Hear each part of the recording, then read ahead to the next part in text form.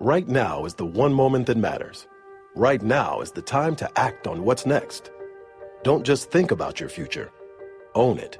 Right now. You know you have a dream. Now you have to make it a reality. Move forward with a degree that can help you achieve your next success, however you may define it. At Strayer University, we can help you get the degree you need, master's or bachelor's, online and on campus. Students have trusted us for career-focused higher education for over 120 years. Own your future by owning this moment. The time is now. The time is yours. Get started today at strayer.edu. Strayer University is certified to operate by Chef. Strayer University has 3 campuses right here in the Raleigh area to help you own your future. Make your dream a reality and learn how to get the degree you need, master's or bachelor's, on campus and online at strayer.edu. Blog Talk Radio. Hey, you are now tuned in to 100% Sports Talk. I go by the name Lynn Knight. Hey, it's the best. running through the competition, no competition. You don't believe it, turn us up. Sit back and listen. We bringing you the stats, all the breaking news and facts. Want the latest on the biggest trade? Well, this is where it's at. We don't talk it, boy, we live it. Got that all around coverage. From track and field, you name a field, we got it all covered. No diss to Derrick Rose, but we don't talk that bull. Just wait till he get healthy, better watch out for them bulls. Slide over the hockey, shout out to them kings. Salute to LeBron James, y'all both got y'all rings. Looking for the real, you tune into the best. The sportologist and Mr. CJ Sports is up next.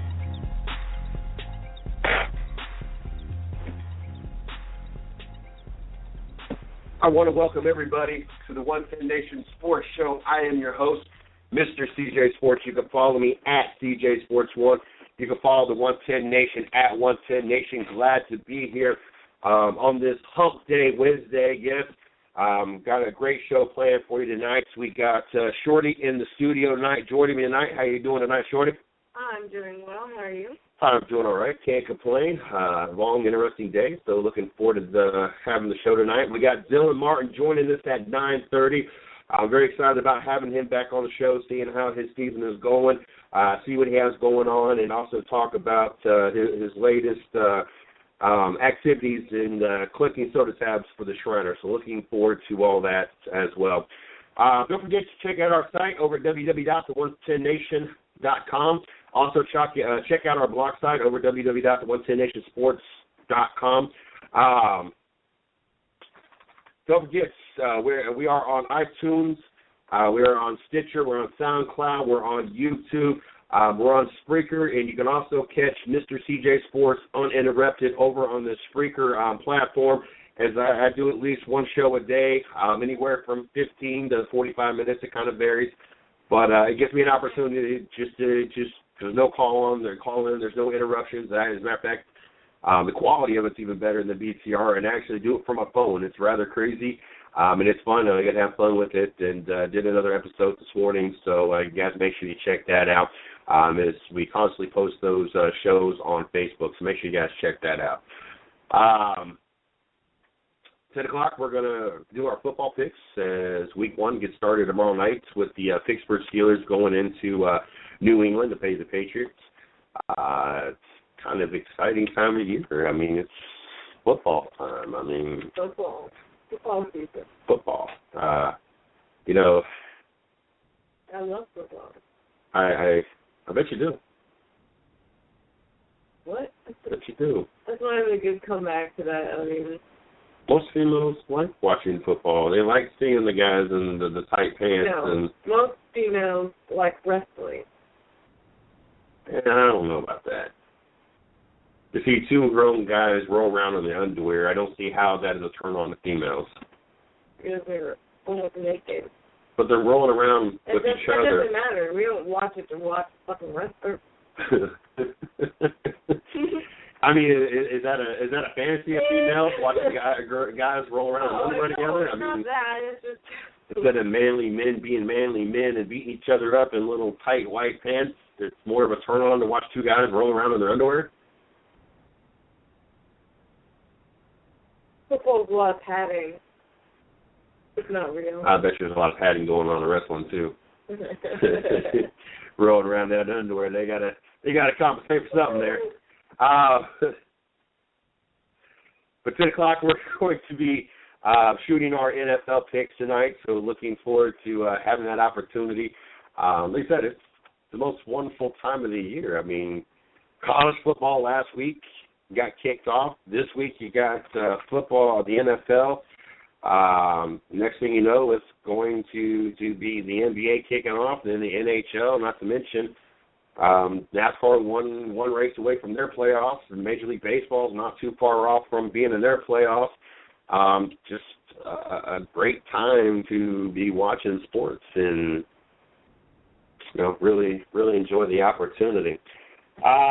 Thanks, Snafu, for coming on the 110 Nation. They're the primary sponsor of the Racing with Big Sweat show on Thursday night. If you're out there and you got nothing to do on Thursday night, or hell, you might want to make your schedule clear. Tomorrow night's show, we're actually not having call-ins. I'm sorry, we're not having actual guests. We are taking call-ins. We're taking direct messages. Steve Villmeyer, the host of Racing with Big Sweat, wanted to touch on the topic of the Confederate flag. Is the heated topic this weekend with NASCAR going old school, retro, being at Darlington, being in South Carolina. So we're going to open up the phone lines and the all message possible social media wise, and take everybody's comments, questions, and everything else. So looking forward to that. So make sure you guys tune into that. Also, don't forget Friday night, Fly Ball Fridays, our Major League Baseball show. Make sure you guys tune in and check that out, 10:30 to 11 o'clock with your host, Reese Nobles, and myself. Looking forward to doing that. Like I said, and every day we have Mr. CJ Sports Uninterrupted, so make sure you guys check that out as well. First topic that we're going to jump into tonight. Kind of a disturbing situation that happened in the sporting world. It happened, I want to say it was John's High School, but it was a high school football game. Northside Independent School District, superintendent, blah, blah, blah. I didn't forget to see because it didn't really have much of an article. I was trying to get the high school that went to it, though. But it was a high school? Yeah, it was a high school game. Wow. Friday night. And I'm sure most people have seen this video by now. It's something that's gone pretty viral. We had the opportunity to watch two football players blindside and take out a referee. As we sat there and watched the play roll out, you watch one player come up the backside of the referee and lay him out, and then you watch the other player come up and kind of like spear him on the ground, or while the referee was on the ground. It was pretty crazy. And now I know that one report that I've seen the last couple of days talking about the referee is wanting to sue the players. Of course, the players come back with comments of it being racial slurs were made during the game. So it's going to be more or less one of those he said, she said, or he said, kind of situations. It's, I don't know, if you've not seen the video, you really need to see the video because it was kind of harsh how these players did this referee. And I'm not going to judge on whether or not he said or didn't say anything, and of course, if anything was said racially, yes, the referee should have something done to him. But as in results of losing his job or being banned from high schools on top of the job, I mean, obviously, if he actually made racial slurs, they need to, no longer allow him to referee. But my couple concerns here is, one, we don't know exactly why the players did it. Now, of course, if you're not wanting to get in trouble, not get kicked out of school, not get kicked off the football team, you're going to come up with an excuse for it, whether or not it's real or not, or a legitimate excuse, you're going to come up with a reason. There was, like, in the video, there was another player right there. They need to ask all the players to see if it actually was true. That's where I was getting at. One, I'm not going to go. And they all heard it. Yeah, I'm not going to go off what two people heard. Now, if you have other players, see, you're going to run into that problem in okay, a football team is a brotherhood. So now, now you're looking at, okay, just because other players come forward and say they heard something, to me, unless the opposition team had the same issue, I still don't know if I would believe the story. You know, if I, had to judge this case. I'm not saying they're lying. I'm not saying they're telling the truth. I'm just saying point blank that first I was going to go with the same concept is, well, if other players on this team heard it, then obviously it's true. Then I sat there and thought about it for a second before I said anything. Well, a football team's a brotherhood. So they're going to have their back regardless if it was true or not. So the opposition team might not so much have the same story. My other thing is, how far is too far? Say that both teams and even coaches, there's without a shadow of a doubt, it's picked up somewhere that he said something racially. Without a shadow of a doubt, someone else heard it, a parent, I don't care. It was picked up on recording somewhere. Does that still give those players the right to do what they did? I can guarantee with the amount of racist, suggested racism that we have going on right now with the media and all the Black Lives Matters and all the stuff that's going on right now, I can guarantee that the players they'll be forgotten. Like what they did will be forgotten if it turns out to be true. But is it too far? Oh, it is too far, but it'll be forgotten. So let's say that it is proven that he did it. He said it. Should those players, even though that they were racially provoked in a way, should they be suspended or kicked off the team or anything if it comes out and, yes, without a shadow of a doubt, they can prove if, a parent of the opposition team, a video camera had caught it in part of the game, however it can be proved without a shadow of a doubt. What those players did, should they still be suspended? I agree. But it won't happen. I promise you it won't happen. Now, if it don't happen or if it does happen, either way, do you think there's going to be controversy about it? Oh, yeah. There'll be controversy over the fact that, they got in trouble for, because a ref said something racist to them. I tell you what, I wouldn't want to be the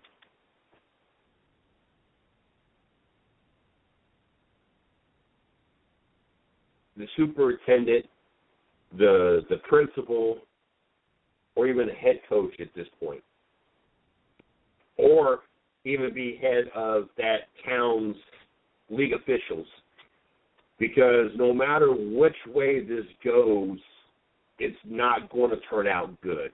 Either he said something racially that's proven, and yet now you got to fire him, which that's not part of the controversy. He should be fired if it's proven.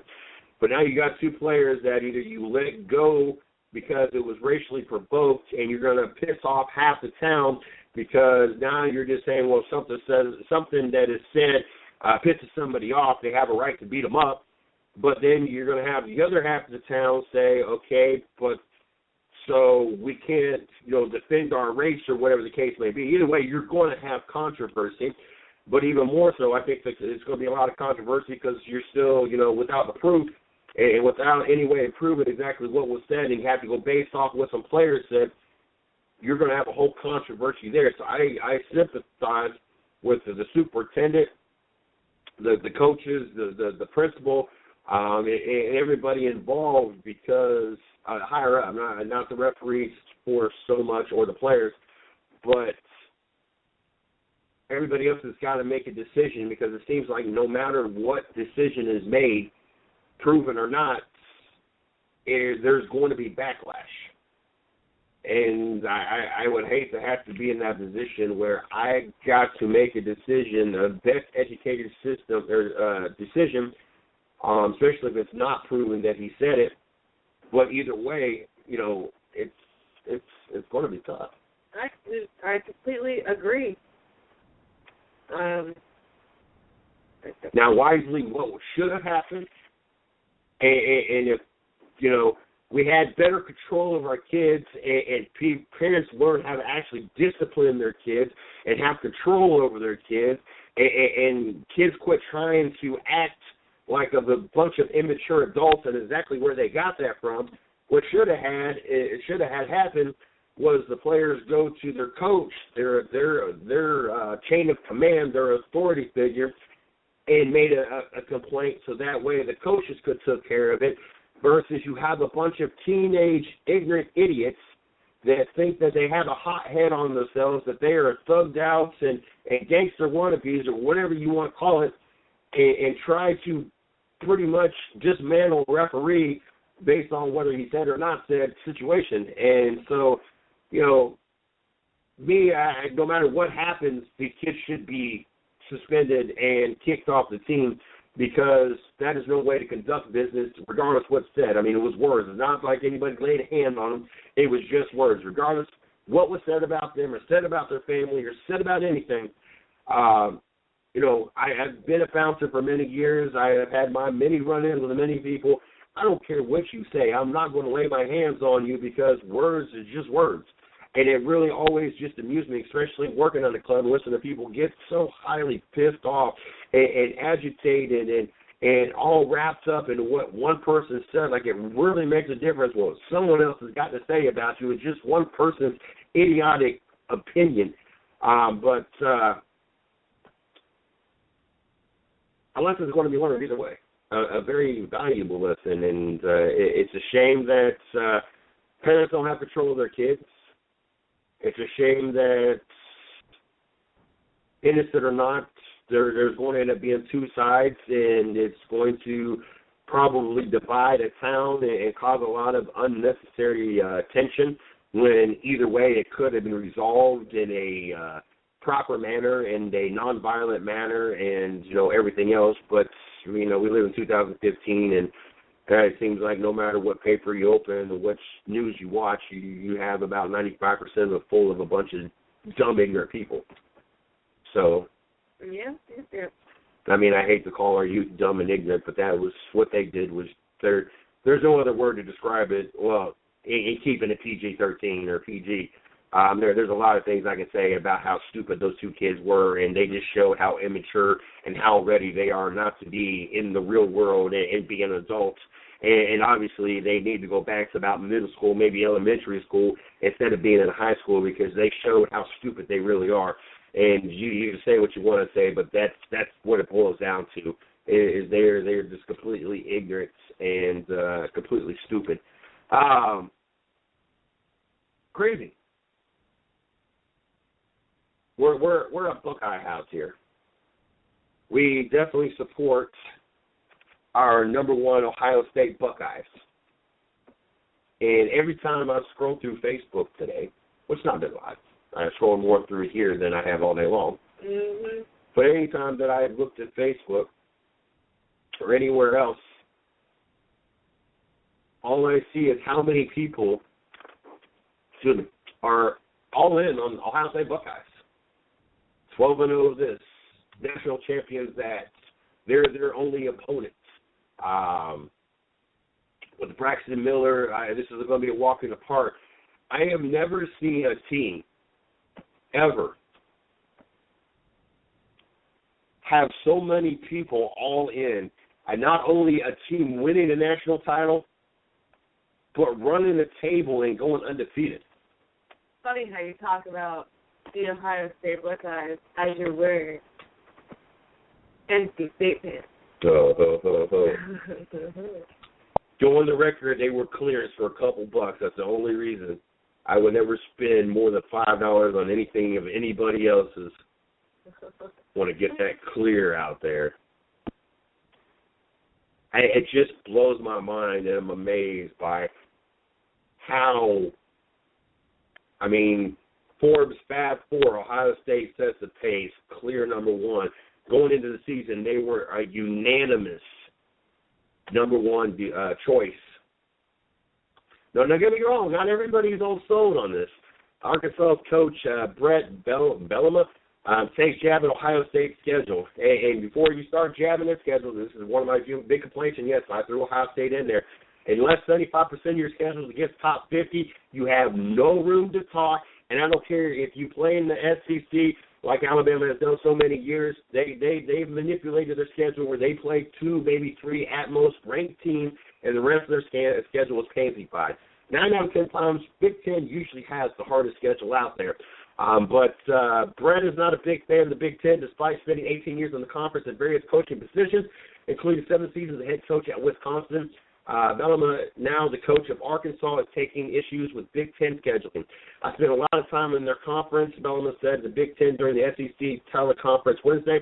Ohio State ranked number 1, and now they have 1 game remaining on their schedule that has anybody ranked right now. Michigan State. We're going to play 8 straight opponents that are ranked. Just because you on your schedule right now have 8 ranked teams does not mean they are legitimately ranked teams. Just because we saw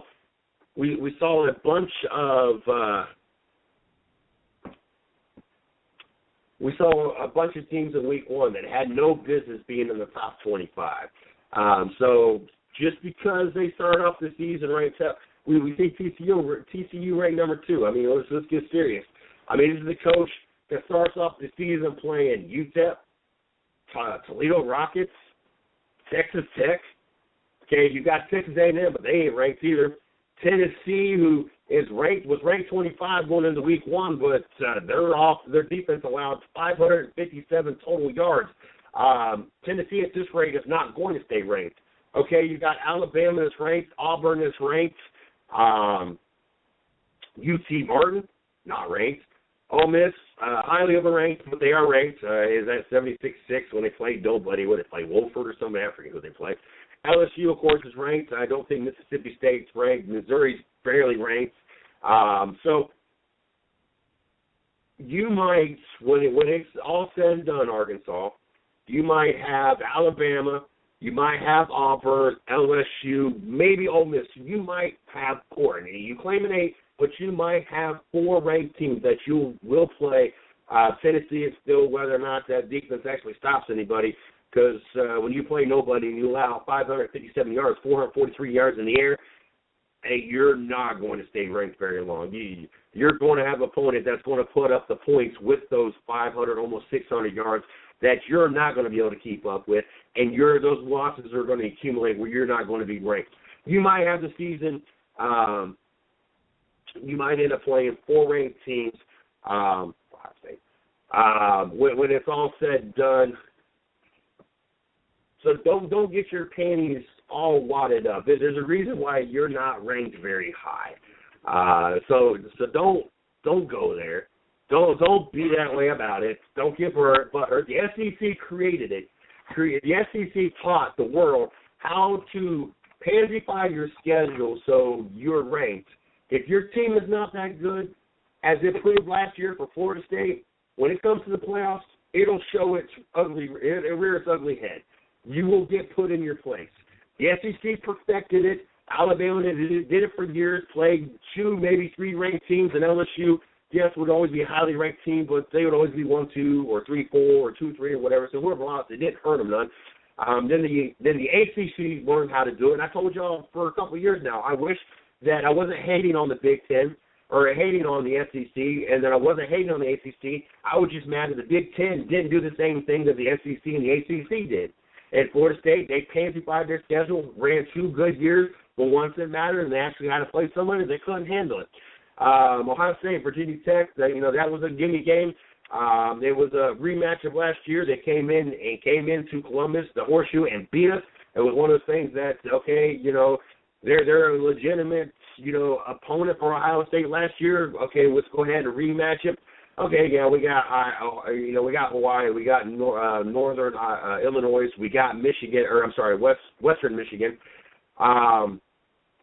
which kept pace with Michigan State. So, I'm not trying to, solidify the fact that they're not ranked.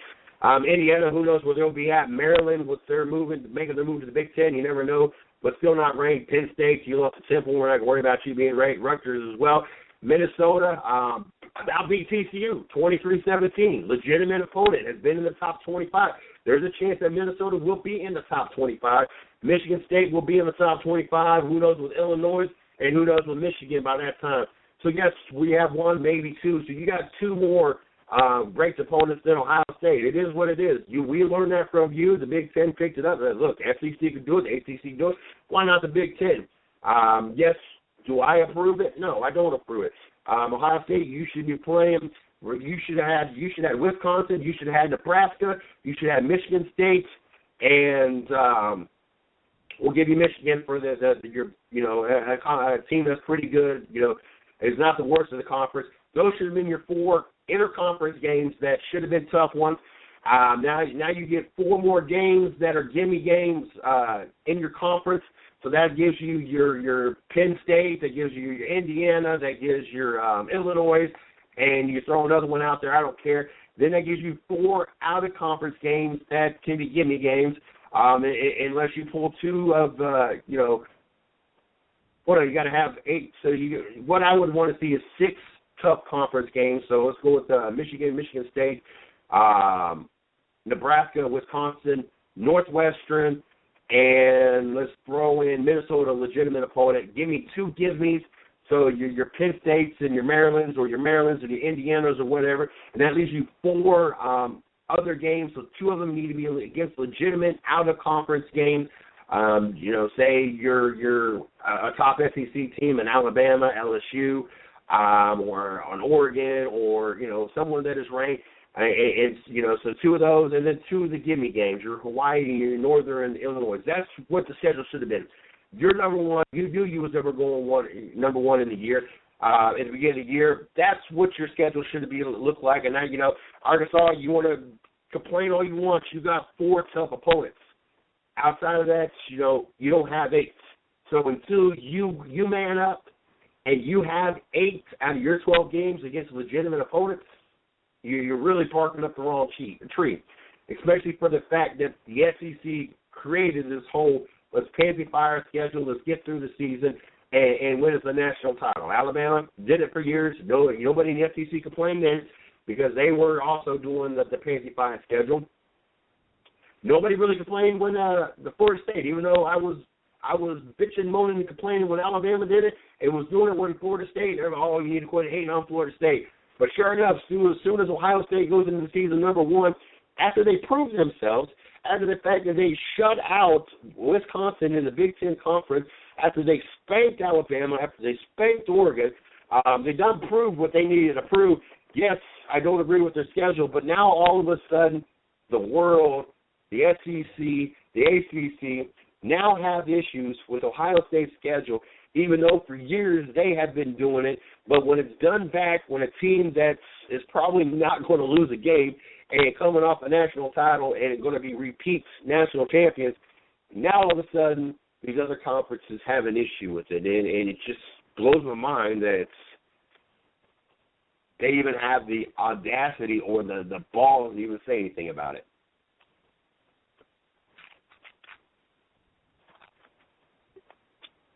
Blows my mind.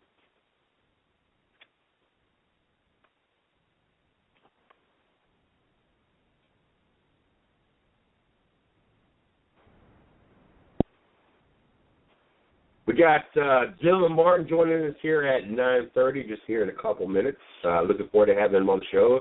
A great friend of the show. I love having him on the show. He does a lot of great things, has a great racing career going on, so always excited about having him on. At 10 o'clock, we're going to be jumping into talking about the NFL, getting ready for Week 1, as we've gotten our picks together, and we're looking forward to sharing those picks with everybody. Don't forget to check us out on Facebook. You can check out my fan page, Mr. CJ Sports. You can check out the 110 Nation Sports fan page. That's our site and sports side of the house. And then we got the radio side and the guest side of the house. We're 110 Nation Sports Radio. Don't forget, we are on iTunes. We're on SoundCloud. We're on Stitcher. We're on Spreaker. We're on YouTube. We're a little bit of everywhere. So make sure you guys check that out. Also check out our company site over at www.the110nation.com or also check out our blog site over at www.the110nationsports.com for all the latest articles coming out of the 110 Nation. Blah, blah, blah, blah, blah. I believe that's probably our guest right there. If that's you, Dylan, do me a favor, press 1 so the thing lets me know that is you in my studio. There you go. Glad we got this going on right here. Without any further delay, we got Dylan Martin in the studio. Like I said, multi-time returnee.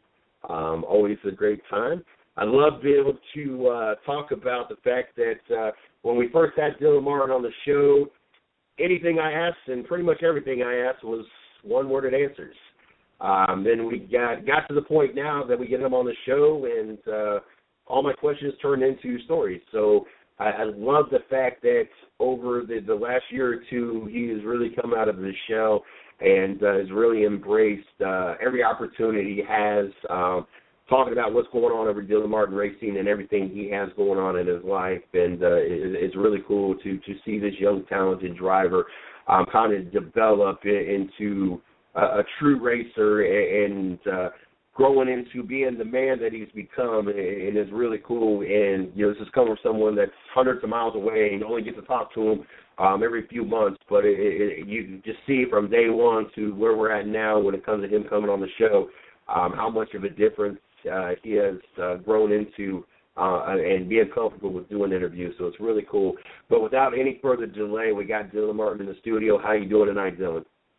I'm doing pretty good. Thanks for having me again. No problem. We love having you on the show. Always a great time. And now that you like to talk, it's even greater. It's really cool to have someone that loves coming on the show as much as you do. You know the routine.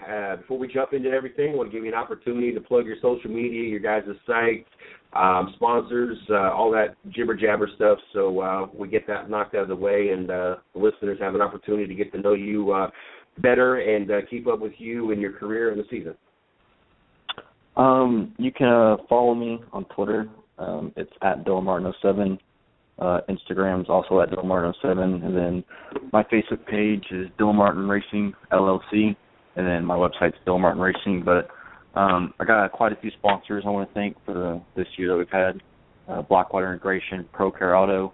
They're actually a newer sponsor we just brought on. They've been helping us a lot. Performance Distributors, Joe's Racing, Smoke and Jim's Barbecue, Enlighten Digital, Buffalo Wild Wings, Martin Place Lawn, and Visual Images. Sounds like you've been a very busy person there with all that going on. Hey, I tell you what, I can't imagine how difficult it is not only to go to all these businesses and say, you know what, put my age to the side for a minute. This is me. This is what I do. This is, what you get when you sponsor me, kind of ordeal.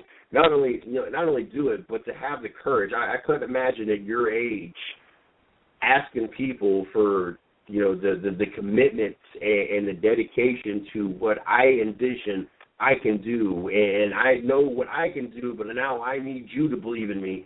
I was not a very outspoken person. I was talking to someone I was interviewing for a job today for another position, and I was telling them, the first job I had, I didn't speak to nobody for 2 weeks. They actually had to come to me and ask me if I even talk. And to go from that to now at 20 years later, almost exactly 21 years later, I have a talk show and I talk and talk and talk. I couldn't imagine your age having not only have to talk, but have to go ask people for money. I was that type that when you had the school, the baseball teams and the school things where you had to go ask people to buy stuff, I didn't want to do that because I don't want to ask people to buy nothing from me because I felt it was an inconvenience of bugging people. So I couldn't imagine what it's like for you to have to ask them not only to buy into what you're doing, but kind of commit to that kind of money. Over the years, does it get any easier for you, especially with the experience? And how difficult is it now still to try to, get these people to commit the kind of money that you guys need to fund a race team? Yeah, it definitely, unfortunately, never really gets easy. Having to ask companies for money so you can keep trying to chase the dream that you're trying to chase. But fortunately, I've had people like my brother and when we had Tim, they spend a lot of time trying to find sponsorships. But even now, even with all the events I do and all the publicity I get, it's still really, really hard to find sponsors. And every weekend we race, it's hard to race because the lack of sponsorship we can have. But the few sponsors we do have, we're super lucky to have them, and they've made it 100 times easier for us to race every weekend that we get to. I just sit there and try to visualize you. Even now with what I have going on, I have not officially gone out and tried to recruit sponsors for the show and sponsors for the site, but I still don't feel, even though I know where we're going to go and my vision is, and it's hard even for as little as I'm looking for to operate what I got going on. So I can only imagine how tough it is, because what you guys need to function versus what I need to function is two totally different levels, and I just couldn't imagine. 2015 so far, how's the season going for you guys? The season's pretty good. I think we've only ran about 4 or 5 super races. We ran pretty good. We've had a few rough races, but we had a race last weekend, but unfortunately got rained out, and make a date for that. It's October 10th. But we're actually going to New Smyrna Saturday, and hopefully the weather will hold off on that race too. But, it's been a pretty smooth year. We had a lot of ups and downs. Had a few things we kind of have to work around, but hopefully we can finally get the first win in the Super. I think I've been racing the Super for close to a year now, and we keep just barely biting at the toes to get a win. So hopefully it comes really soon. Now you said 4 or 5 super races. Are you doing more than one series right now? Yep, I'm actually, not in the Super. We're just racing the Sunoco 100 series, which is just at Auburndale. But we're constantly going to, we're trying to go to different tracks like New Smyrna, DeSoto, just trying to get just normal weekend races just to get more seat time and experience. Just try and get away from the short track racing, because we just raced that one track at Auburndale. It gets pretty costly, and also it's kind of just the same thing over and over and over. So you get to kind of point where you're just pretty much doing the same thing. You just try and learn more, so that's why you go to different tracks. But I'm also racing the Extreme Racing Series, which is a legend car series based out pretty much mostly Northeast. So I went to Anderson Speedway and raced there. I think I finished 10th. And then they had the dirt race at I forget the name of the racetrack, but we actually weren't able to make that race because we weren't able to find the car. But we're actually going to the next race at 8 Speedway in October. Not sure of the exact date, but hopefully we can get the car ready to go there, because that's an asphalt race actually. 8 Speedway, isn't that in North Carolina? Yep. I think it's about an hour and a half from me. That's what I thought it was. I think it was a time or two we had Jay Havens on, and I think he ran there a lot as well. One, what's the difference in the tracks from the Super Series versus the Legends, and what kind of track do you prefer? I definitely prefer the northern tracks, because I think being up north where it's pretty much mainly everybody races, that's all they do is pretty much race, so the competition's a lot more. The difference between a legend car and a super is pretty much night and day. I feel like a legend car is kind of like a ridiculous go-kart kind of, where you pretty much have no room inside a race car. You're sitting on the ground pretty much, and they're pretty tiny. So I definitely love racing a super more, just because they're full-body stock cars, so you can kind of beat and bang a lot, where legend cars pretty much open wheel. So you touch somebody, you're probably going to go flipping into the wall or something. How difficult is it to go back and forth between cars, especially you kind of, I'm not going to say young in your career because you've been doing this for a little while, but, you know, you're obviously not a Dale Earnhardt or Kyle Busch as well that, you know, have done this for many, many, many years and have rotated, especially like Kyle Busch, who's run, and Tony Stewart, another prime example, that run every kind of car all the time. So, ultimately, how difficult is it to go back and forth, especially such a young career? And, well, you already answered which one you felt more comfortable in, but how difficult is it to go back and forth?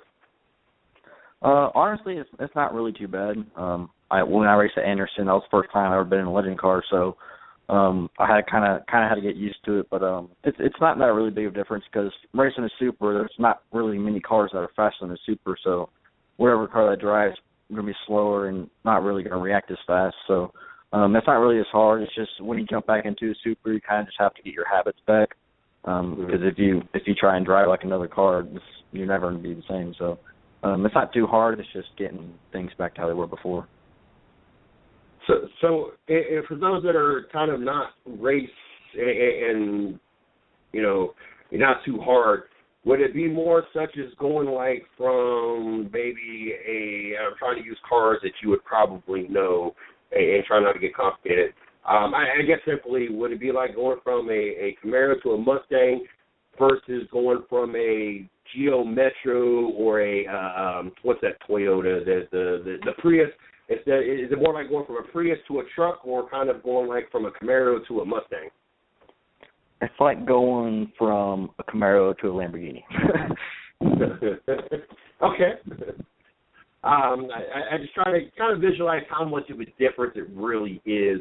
Obviously, you being a racer, you probably don't think of as much, but someone that is kind of new to the sport, I'm trying to get, more of a visualization of, for them, kind of what the difference is and how much of a difference it is from going from one type of car to another type of car. And it's like you do it regularly, so it's not really that big of a deal to you, but, you see that a lot, and you always kind of wonder, especially like Kyle Busch, when, he'll be out there in the truck, he'll be out there in the Xfinity Series and the Sprint Cup Series, and, you sometimes you wonder, how difficult is it for you to sit there and adjust yourself to qualify in one car, qualify in another car, qualify in another car, and then turn around and go through the whole same process, race in the truck, race in the Xfinity Series.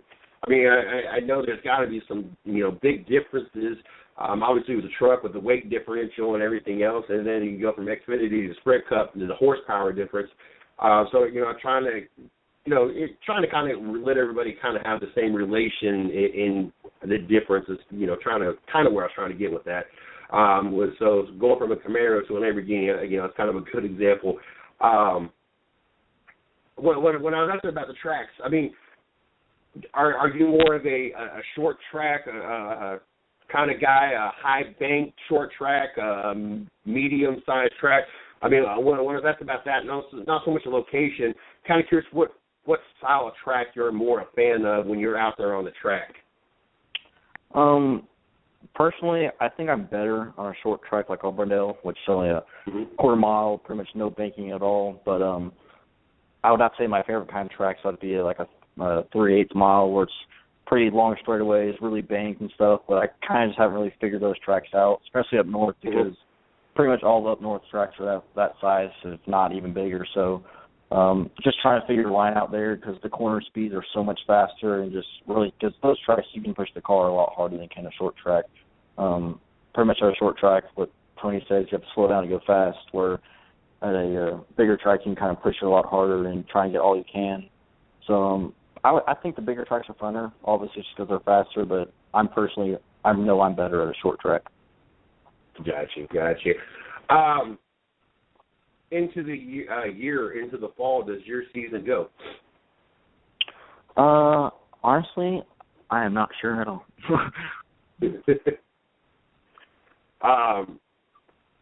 Have you graduated already, or is this your senior year? I actually should be done by the time in October 12th, which is my birthday, so I should be done by then. Well, if we don't have you back, happy birthday, and of course, I will be wishing you happy birthday on Facebook that day. I tell you what, as much negative things there is about Facebook, I got to be thankful for that part of Facebook, because without that, I don't think I would hardly know anybody's birthdays. So I think it's about the only useful thing I get out of Facebook anymore. What are you going to do after school's out? And you're pretty much getting close to being an off season. So what does one do that has been so used to having a full schedule with work and school, or not work, school, but racing with school and the charity work, which we'll get into a little bit more of that here in a minute, and to go into, you don't have to worry about school and you're getting ready to be in the off season. Are you even going to know what to do with yourself come this fall to winter time? I'm really not. I hate being on the off season because I have no idea what to do, but I mean, fortunately, I think we still have a lot of charity stuff on the off season, so that kind of keeps me busy a lot. So, I mean, even when I'm not racing for 2 months, I still have charity events and stuff like that every week, every 2 weeks. So, kind of keeps me busy. But a lot of time, I'll probably just hang out with friends and be at the shop. Well, I spend most of my time at the shop, just goofing around or working on race cars and things like that. So. And this is something I've never really thought of before, and I'm curious. And maybe if you don't, maybe you know somebody that maybe does. We know, in talking with a lot of like football players, I don't know so much baseball players, but a lot of football players, they watch a lot of film tape, trying to study other teams or, what they could have done differently or whatnot. Do you record yourself and do you spend time reevaluating how you ran and try to learn things differently by watching video of yourself? Oh yeah, definitely. I think a lot of mine, especially coming from a truck to a super, you kind of have those habits of driving a truck on how they drive, and going back to the super, you kind of do the same thing. So I definitely did watch a lot of film, trying to figure out where I need to make up what I was doing or where I need to pick up where I was lacking and stuff. So yeah, I definitely do. I do watch my tape a lot. My mom films them every race, and then we also have a film team at the track who films all the races, and we get all the videos from them. So, yeah, I do definitely spend a lot of time. That's cool. Something I've never really thought about. And you're in car cameras all the time, watching Sprint Cup and all these other series, and I was just sitting there thinking, I wonder if anybody ever watches film of themselves. And most of the films you see on Facebook, they're kind of, talking or kicking back. It's not something ever really serious video a lot of times that you see out of drivers. So, just something I was just kind of curious.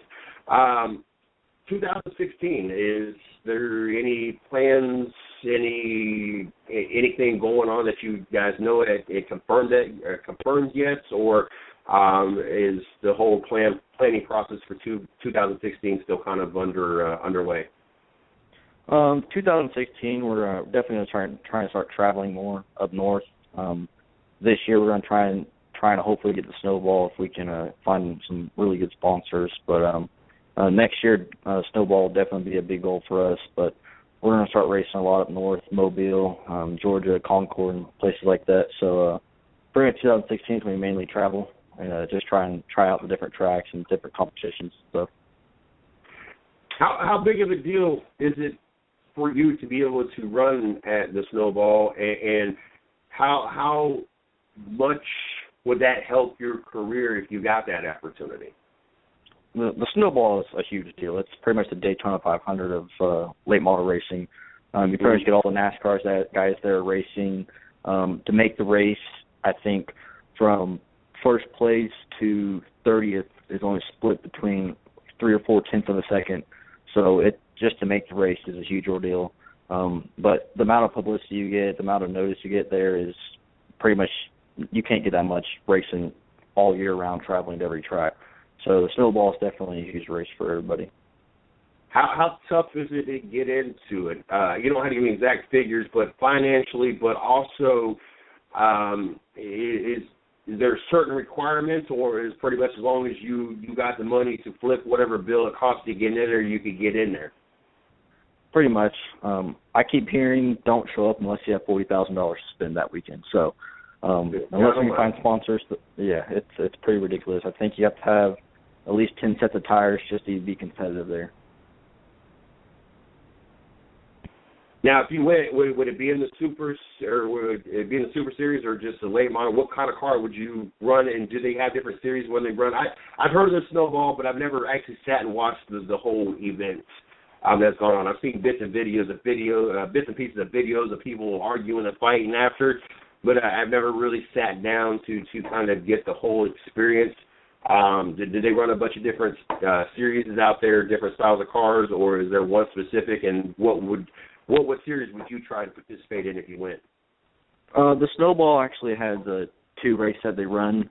They have the Snowflake, which is the Pro Late models, which is pretty much a Super with a restricted motor, and then they have the Super, which is the Snowflake, or the Snowball. So if we go, we'll definitely be in the Snowball, just because, I mean, that's the biggest race there, so why not try and make the biggest race? I take it with that kind of money that has to be spent to be there, that not only the exposure, but on the purse side of the house that you would be winning, is it worth the financial side of the house worth it as well, or is it just more of an opportunity to get your name out there? The purse, I don't think that's really worth going to spend the money, but I think it's mainly worth getting all the publicity and exposure there, definitely.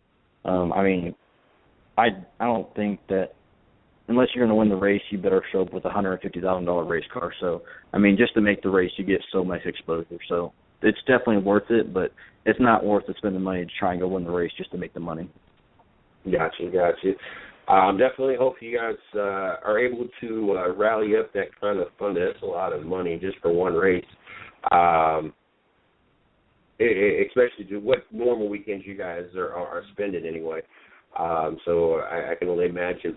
Now, the Dylan Martin side of the house that I know we've had a lot of relations with, and we've got to know that not everybody necessarily gets the opportunity to see, if you're only out there Fridays and Saturdays to see Dylan Martin racing. You don't get to see what goes on the rest of the week that a lot of people do get to see, that get their lives touched. And what I mean is Dylan Martin does a lot of charity and foundation work. We've worked with Dylan Martin ourselves in a couple of different things. I still have his coloring book floating around his house. Holding on to it, just like everything else he sends me. I got autographed this and postcards that and everything else, and a Dylan Martin racing shirt and everything else. What outside of that, I know you have the sort of thing going on. I want you to plug that as well. But what else have you had going on, and what else do you have going on to include the Soda Tap thing, and let them know exactly the details of how important and why you do the Soda Tap thing?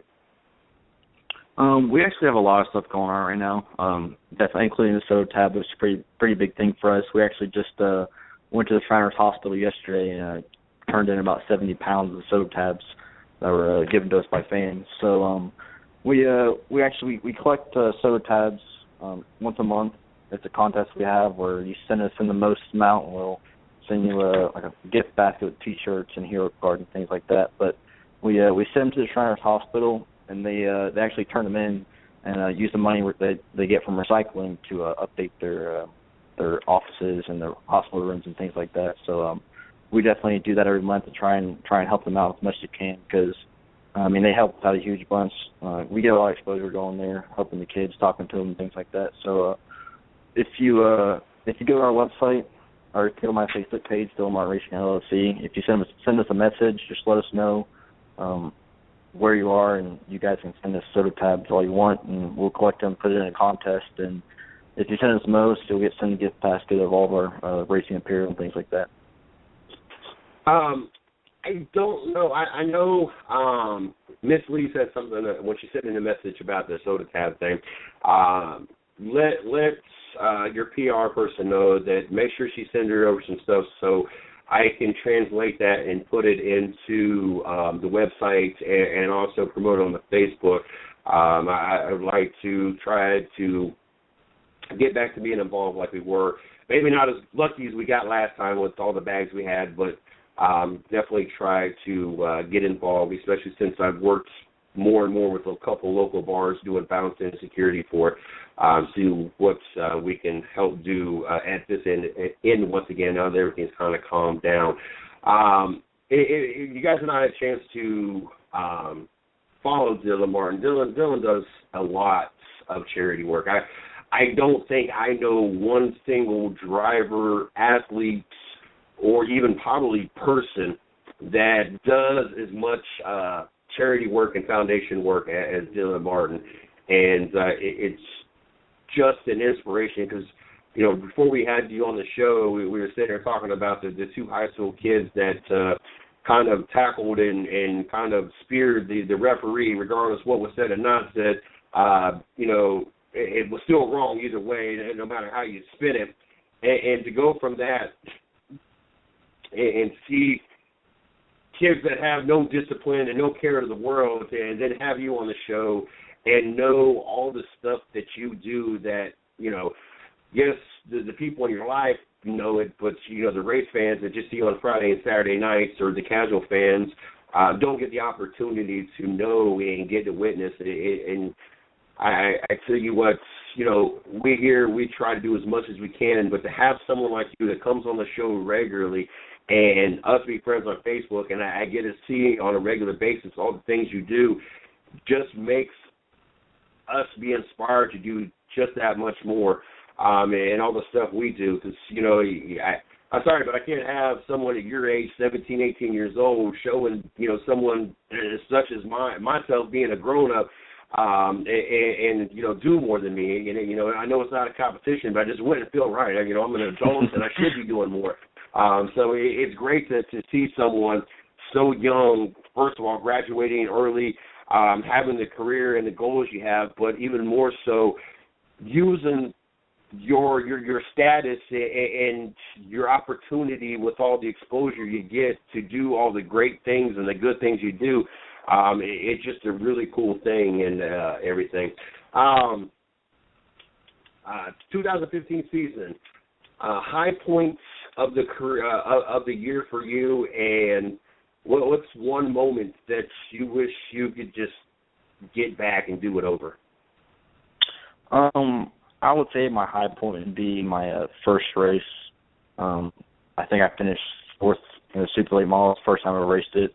And one that I would definitely take back would probably be my second race, which ended up getting put in the wall. So kind of wish I could rewind and do that again.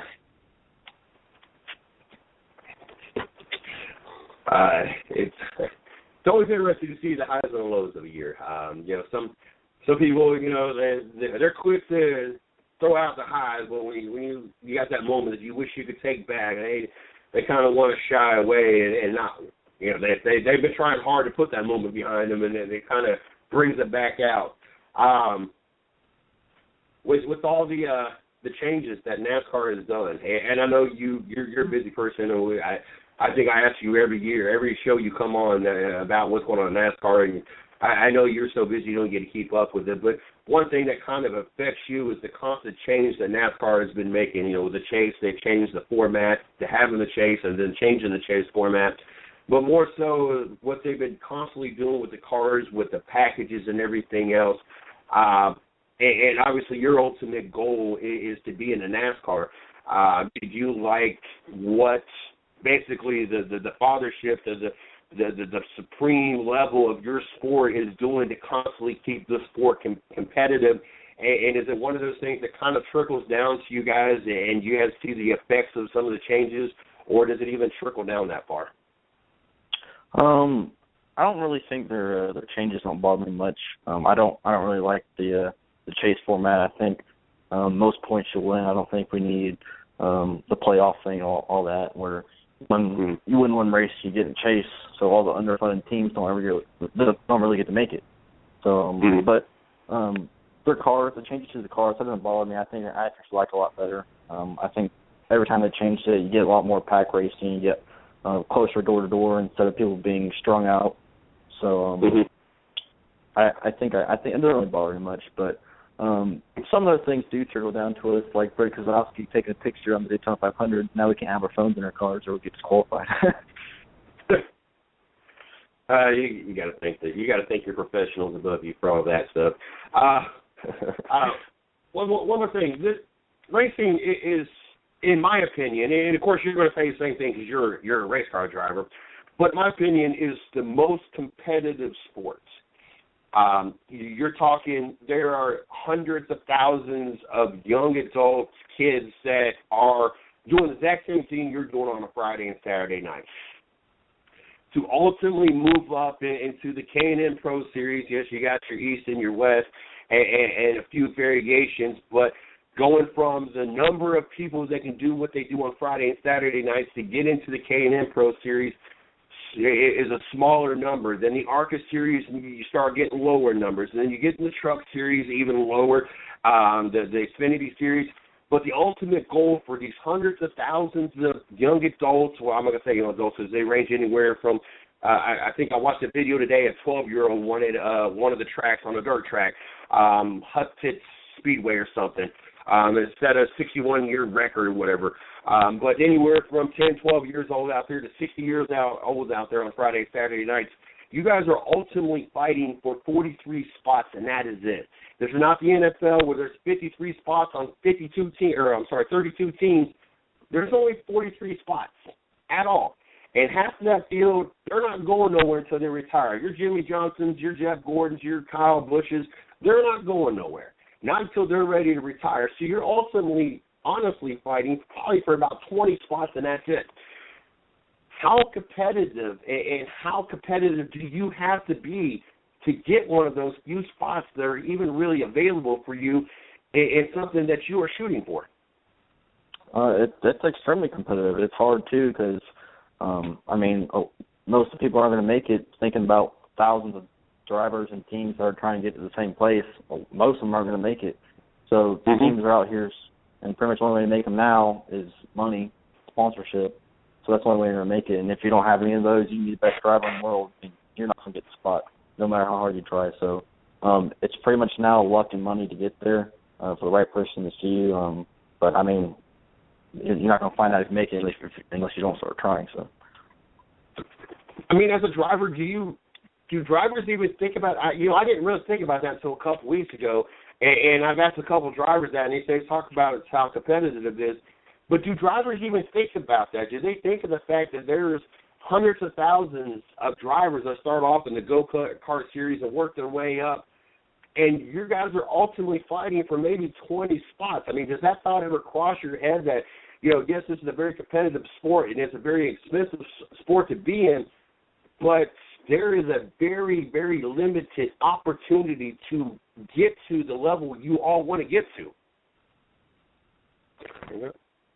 Hello?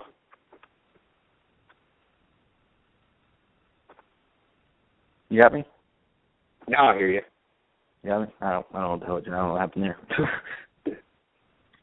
But, do you guys all think about that? Like that, I know just like possible getting an accident, you guys don't try to think about, certain things. But when you are shooting to be one of those 43 cars out there on Sunday and knowing about half of them are locked up, that's got to be a very overwhelming thought, and that's a lofty goal to reach. But I would think that, that is something that at least has got to cross every one of your guys' mind at some point as you're trying to reach this goal, and know that, there's hundreds of thousands of us trying to do the same thing to hit those about 20 to 25 spots even available. That's something I definitely think about all the time. Even though with all the charity work I do, the success having racing and being so young, it's still, that right person doesn't see you and you're pretty much wasting your time. So it's something you definitely think about. It is very limited. There's thousands of people trying to do the same thing you are. And, you could be the best driver in the world, but if that one person doesn't see you or doesn't think you can do it, you're not going to make it. So that's just got to be tough. That's a lot of pressure, especially at a young age and everything you have going on. And I'm not trying to make this even, something that's, even more in your head or something. I'm just sitting there thinking about that's got to be a lot of pressure for young adults. And, there's a lot of a lot of them out there that I'm sure that it gets the best of them and that they eventually give up or, can't do it. But I couldn't imagine having that kind of pressure. There's enough pressure to pay the bills and have a job and everything else you got to have in a normal life. I couldn't imagine being part of hundreds of thousands of people trying to, ultimately, I mean, it's like a lottery. You're hundreds of millions of people out there trying to be that one person to win the $149 million lottery right now. That's crazy. Dylan, as always, I want to thank you. It's an honor. It's a privilege. I love having you on the show. It's really great that like I said before you came on, going from the 1-2 word answers to actually having you talk and just seeing you develop on that side of your personality and developing that part of, ultimately as part of your career is be able to get and do these interviews and, get in front of the camera. And it is really cool to have, seen this, big change. Before we let you go, I want to give you an opportunity real quick to plug the Soda Tap thing again. Let them know how they need to contact you guys in case that they have some laying around or they know somebody, then get their hands on to get them to you guys to help raise money for the Shriners Hospital. If you visit our Facebook page at Dylan Martin Racing LLC on Facebook, you can send us a basic message and just tell us that you have tabs, and we'll send you an address, and you can send it to us, all your tabs, and they'll be put into a contest. And if you guys send us the most, you'll get a prize. So that's pretty much it. It all goes to Shriners Hospital, help their hospitals out, so you can do upgrades and things like that. So. Well, good luck on your upcoming races. When was the Ace Speedway again? I don't have an official date. I just know it's sometime in October, but once I get it, I'll definitely send it to you. Definitely do that because that's about an hour and a half up the road, and if we can get everything scheduled or cleared, which we should be able to. I've been wanting to go to that racetrack, so maybe we can make that a possibility and get out there and see you race and actually be able to have a face-to-face conversation one of these times after a year or so of having over-the-air conversation. Also, don't forget to have your PR send me some more of the details, or at least send Miss Lee the details if she's not already, so we can get the Soda Tap stuff up on the site to also get that out there as well. Good luck on the rest of the season. Happy birthday, October 12th. I'm sure I'll be talking to you on that day as well. Enjoy the rest of your night, and we'll definitely be talking to you later on. Thank you. I appreciate it. Thanks for having me. Yes, sir. You have a great night. That was Dylan Martin of Dylan Martin Racing, very, very talented young driver. And I'm sorry, I don't care how talented he is. What he does off the track is way more impressive to me than what anybody can do on the track. This young man could have won every single race for the last 10 years, but what he does with his spare time, what these charities and foundations mean to him and his team, it is more impressive to me and means more to me as a person versus what anybody could do. I don't care if you're Jimmy Johnson and you win 6 straight championships. If he, did what Dylan Martin does in all his spare time, that's the part that would impress me, not the 6 championships, not Richard Petty's or Daniel Sr.'s 7 championships, but I have more respect for Dylan Martin as an athlete and as a person for what he does off the track than I have for any of these drivers and what they do on the track. Unless, of course, they have the same kind of schedule when it comes to charity and foundation. It's something that I'm very strong on. That's why we joined with Seek to Destroy Cancer. We're going to be one of the mainline sponsors of the show on March 16th. A lot of big celebrities out there, wrestlers coming. I know we got Ron Simmons, also known as Farouk in the WWE, EC3 from TNA, Buck Bagwell. I know there's a lot more mainstreamers coming to this event, so it's something that's personal with us. As Shorty was pointing out, so we both got autism awareness tattoos that we went and got that done when they were doing all the proceeds going to autism. We've been with the Cape Beard guys raising money for autism as well, doing food can drives for breast cancer. We're constantly involved with a lot of things. So to see what Dylan Martin gets to do, and I get the privilege to not only follow his fan page, but I'm friends with him as well on Facebook, and so I get to see more of the stuff that he does, and it's really cool to have that opportunity, to see that and witness that and be able to gain, that much more respect for Dylan Martin, because what he does off the field or off the track and how he, uses his status in the sporting world to help other lives and affect other lives, and it's really cool. I've got to thank Snafu Seasoning. You can check them out at snafuseasoning.com. Get your bottle of some rub seasoning over there. Make sure you guys check that out. $7.99 or $7.99 a bottle. The official sponsor over at the Racing with Big Sweat show on Thursday nights. Glad to have them aboard. The 110 Nation, looking forward to having a nice long relationship with them. Make sure you guys check out the company site. It is over there on the information, and the website is on the site as well, over at www.the110nation.com. I thought I did. Here you go. I pulled up the site now, as well as we got the upcoming schedule. Yes, Snafu. And yes, it's SNAFU seasoning.com. Make sure you check them out. Also, the link to what's going on, or the update on what's going on over there with the Seek to Destroy Cancer is on there. Also, we're trying to get the fans to show their team support. We're asking you guys to send in pictures of you and your team's jerseys. As the college football season has started last week. I'm trying to reach out and get fan participation with that. You guys got pictures of you and your college jerseys, shirts, whatever, send that to MrCJSports@gmail.com. We would love to get that on our company site. Also got a shout-out to Chris Creighton. He is one of the co-hosts over on the Thursday night show. You can check out his site over at yellowcautionflag.com, especially for you local drivers, such as Dylan Martin and followers. Also, you can catch a lot of our shows on the front pages. We got 3 different versions of different shows. We got SoundCloud, Spreaker, and YouTube. A bunch of different shows going on over there, so you guys make sure you guys check that out as well.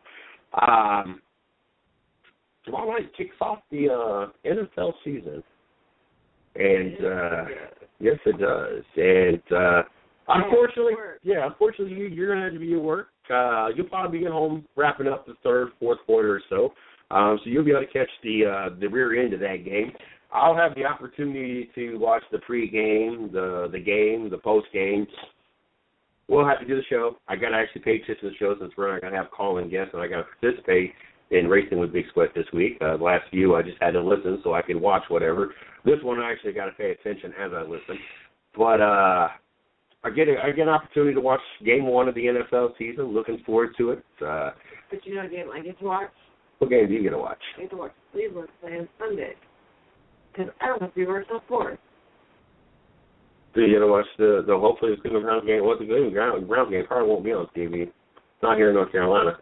We got Red Zone, so we'll be able to catch if they happen to score.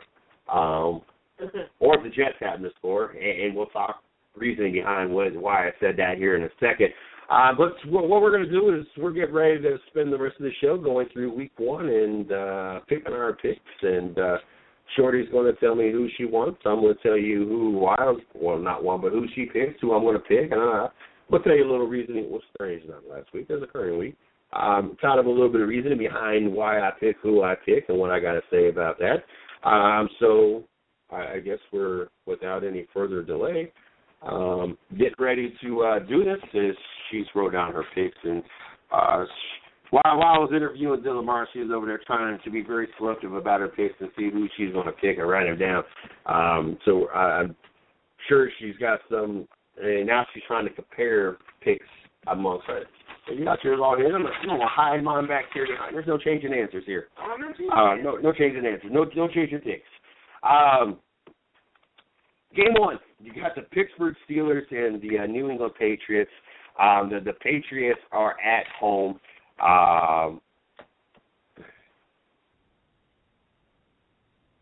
What's interesting to me about this game is Why you got it on? So nobody's calling in, so you don't have to. Because just in case it hangs Oh, up gotcha. on you. Yeah, we made it past the halfway point. My phone's not hung up tonight. What's up with that? Just thought about that. It just hung up. It hung up last night on the text. I don't think it was that late, but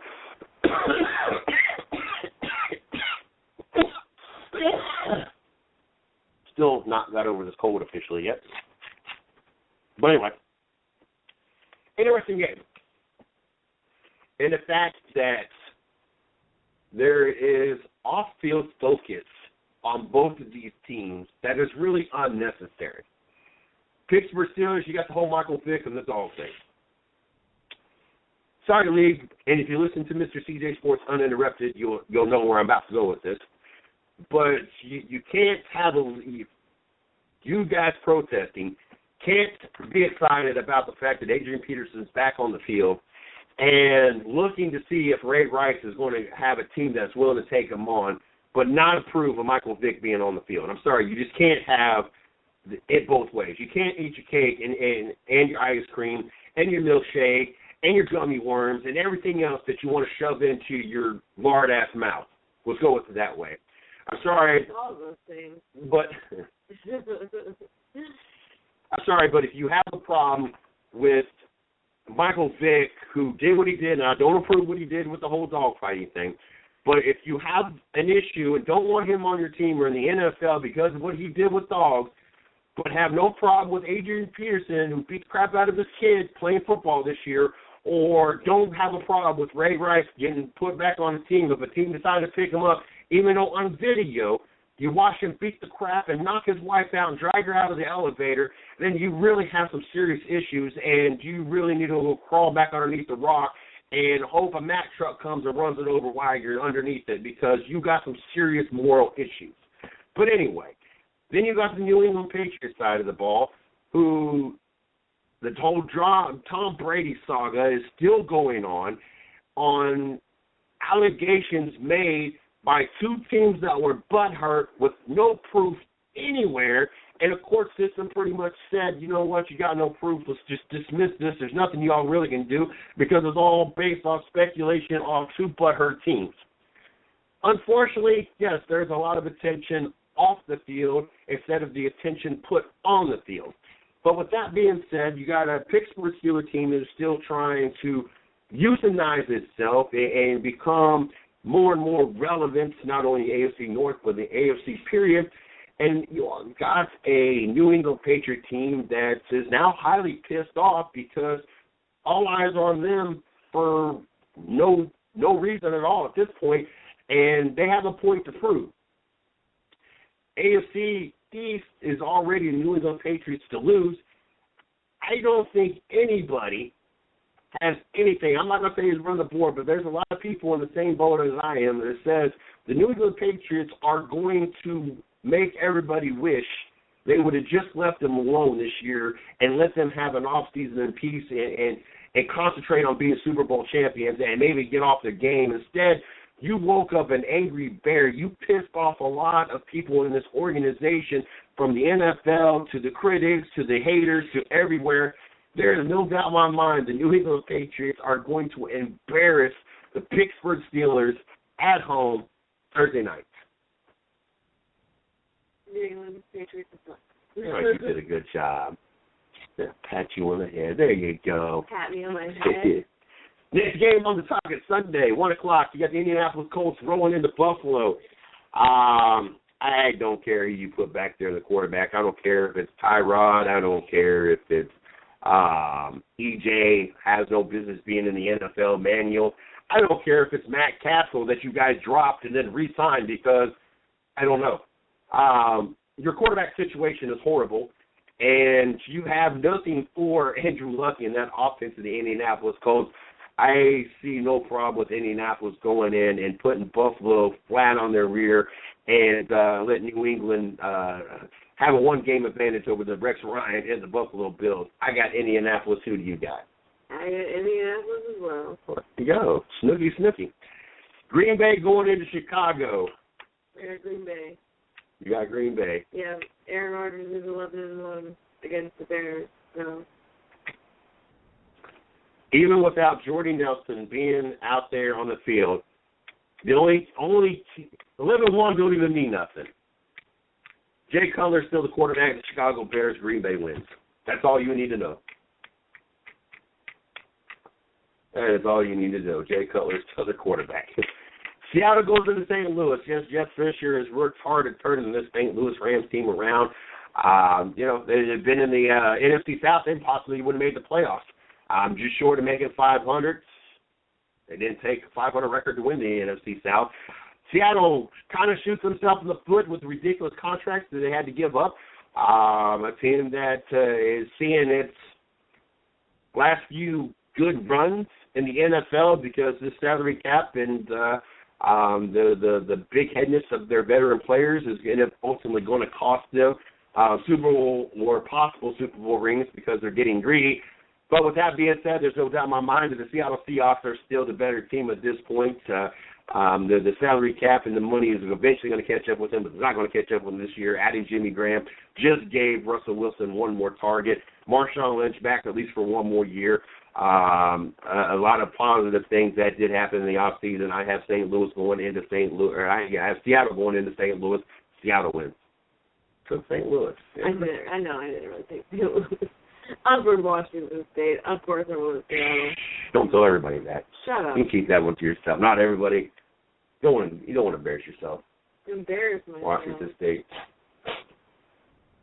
Not even the Supersonics wanted to stay in Seattle. I'm not from Seattle. I'm from a different part of Washington State. Cleveland goes into the Jets. Just that, I'm take the Jets. Take the Jets. Take the Jets. Jets. Favorite to win anyway. Take the.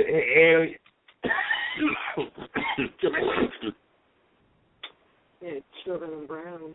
Choke on the Browns. What's funny? Choke just like the Browns. It's not even going to be about the offense. I mean, the New York Jets quarterback situation is just as pathetic as the Cleveland Browns quarterback situation. It's not even going to be about the offense. It's going to be, you know what, honestly, this game is going to be about? Which defense sucks less. That's what it's going to be down to. Which defense is going to, I see, honestly, a 6-3 game, a 9-6 game. I don't even know if a touchdown is even going to be scored in this game. Why? Because both of these offenses suck. Oh, you said which defense sucks worse? The defense that sucks worse and allows the other person to get more field goals, that team's going to win.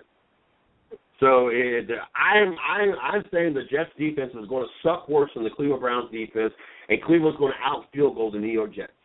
You don't think they're going to make very many touchdowns? I would be surprised if there's a touchdown scored in this game. I'm looking at it as 9-6, 6-3, 12-9 kind of game. What little faith do you have in your Browns? What little faith? Josh McCown and Johnny Manjoke? And then went out and got some other quarterback I ain't never heard of? No. A bunch of people never heard of Jesus? From Jesus?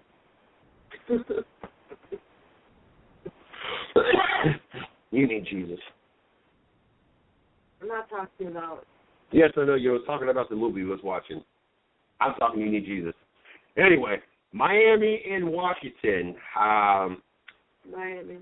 I guess for Washington, the only real question you have is RG3 your second string quarterback or your third string quarterback? Either way, the best quarterback to be out there on the field for you guys is Kirk Cousins. I've been saying that for at least a year, if not 2 years at this point. RG3, I am so glad, Cleveland, you wised up. It did not waste any draft picks moving up to get that quarterback. Never been impressed with that. Of course, I've never been impressed with a quarterback that runs first. Yes, he's got one of the better arms of the mobile quarterbacks, but it is what it is, and there's a reason why he's not the starting quarterback. There's a reason why he can't complete a season. Following the footsteps of Michael Vick, and sadly, because he's better physique than Michael Vick. But that's what happens when you take those chances. On the flip side, Ryan Tannehill, I will be the first to admit, I thought that the Miami was wasting the draft pick on a player that switched from, I believe, the punting position is what he originally started off at in college ball. It switched to the quarterback position, but Tannehill has come a long way and has been the right choice for the Miami Dolphins. Even though there's no doubt in my mind, nobody has anything for the New England Patriots. If I had to pick a team that would come anything close to giving them fits, it will be the Miami Dolphins. I do have the Miami Dolphins over the Washington Redskins. I am very, very eager to see how much more improved this Miami Dolphins team is. At some point, the Tom Brady and the New England Patriot heirs want to end, and I don't think that the Patriots are going to fall off dramatically, but I think it's going to be enough that there could be a shift and change, and we can start seeing the Miami Dolphins take that AFC East. So I definitely like definitely like the Miami Dolphins over Washington this weekend, but even more so, I want to see where this Miami team is and how close they are to being on top of the AFC East. Battle of the Cats, you got the Carolina Panthers versus the Jacksonville Jaguars. Of course, Carolina's without Kelvin Benjamin. Still got Cam Newton, who can barely hit the broadside of a barn. I'm still dead on with him. He's just what he is and not that great of a quarterback and obviously not that great of a leader as he's fighting teammates and having fights and everything else. Jacksonville, once again, you'll be competing for the last place, even though you got some people in your franchise that's believing you're about to finally turn things around. But then again, I saw on Facebook today someone had graffitied up their garage door or something, proclaiming the Cleveland Browns to be the 2016 Super Bowl champions, which I'm not even that delusional. I'm a Browns fan. I'm not even counting on the Browns to even hit 500 again yet this year. But Jacksonville, you're Jacksonville. We're not expecting much. You waste draft picks. I mean, hell, whatever happened to the Justin Blackmon project, that was just a horrible deal. I like Bortles, but you still got a lot of key pieces missing. You're still the third, fourth, fifth, sixth. I don't know. I know there's only 3 NFL teams down there, but you're still you still got Florida State, a whole bunch of other teams that people would rather care about than Jacksonville. And hell, I'm sure that they even care more about the arena football team and the LFL team down there before they care about Jacksonville. Even though it was horrible as Carolina's looking with injuries and how subpar that their number 1 draft pick and Cam Newton still is, I still have Carolina going into Jacksonville, beating the crap out of the Jaguars, and feeling confident after week 1 and feeling that they might actually have a 500-plus season this year. What are you thinking? I have Carolina as well. Carolina as well. We just have 1 pick so far differently? No, we haven't had any. Yeah, you said St. Louis, didn't you? No. Did you say the Jets? No. Oh, I thought you said the Jets. I said I was going to change my pick. Oh. I was just joking. Kansas City and Houston. Talking about teams that wasted number 1 draft pick. Looks like Clowney. Oh, we'll just go with Clowney because he's just a clown that they even wasted number 1 pick. Jadeveon looks like he's going to be making his return. It's not the defensive side of the ball that I'm worried about. It's the offensive side, the quarterback position, and the fact that Arian Foster once again is not going to be playing. I'm worried about the productivity. No Andrew Johnson, no more there either. The productivity of the Houston Texans, Kansas City. Alex Smith, always good with the ball. Yes, he's not good past 15 yards, not accurate. You game plan 10, 15 yards. You just want to hit almost every pass and have a very high completion and hardly no turnovers. Jamal Charles, I don't care how many times you say it, you're not the LeBron of anything. But you are decent. You're not the best running back. You're not even the best running back in the league, let alone the LeBron James of the league. But you are a top 5 running back, and Kansas City behind Andrew Reid has done a lot of great things. I like Kansas City going into Houston and showing Houston what football is really about. Who do you got? I have Houston. There we go. Opposite pick. How interesting. Mm-hmm. Next one on the list, the Saints in Arizona. Wow. Arizona got Carson Palmer back. Very eager to see how this team is moving forward As we know that they led the AFC or the NFC West and was the most dominant team all year long until we got to playoff time and the injuries just caught up with them and they were down to third, fourth, fifth string. I don't know. Waterboy's their quarterback. I can't remember.